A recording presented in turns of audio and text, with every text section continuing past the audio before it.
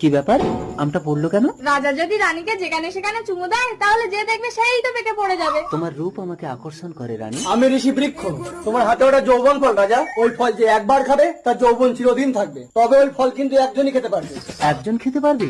তাহলে এটা তুমি খাও রানী, আর আমাকে সারা জীবন যৌবন সুখ দাও। চলুন রাজপ্রাসাদে গিয়ে খাবো। চলো রানী। মন্ময়, এটা যৌবন ফল আমার স্বামী আমাকে দিয়েছে। আমি চাই তুমি এটা খেয়ে সারা জীবন আমার যৌবনের স্বাদ মেটাবে। ঠিক আছে খেয়ে নেবো। মন্ময় খাবে কিন্তু, আমার স্বামীর থেকে আমি তোমাকে বেশি ভালোবাসি। মুক্তা ভাই, তুমি আমাকে সব থেকে বেশি শারীরিক সুখ দাও।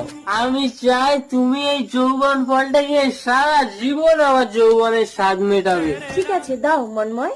নাও। এই যৌবন ফলটা খেয়ে আমাকে সারা জীবন শরীর বিক্রি করতে হবে? অসম্ভব। না না, এই জঘন্য নোংরা কাজ আমি আর করবো না। এই যৌবন ফলটা রাজামশাইকে বিক্রি করলে আমার অভাব মিটে যাবে। রাজামশাই, এই ফলটা আপনি কিনবেন?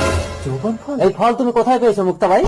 এটা আমাকে মন্ময় দিয়েছে রাজামশাই। কে মন্ময়? আমি মন্ময় রাজামশাই। রানী রাজা, এই দুনিয়ায় যাকে তুমি সর্বস্ব দেবে সেই তোমাকে নিঃস্ব করবে।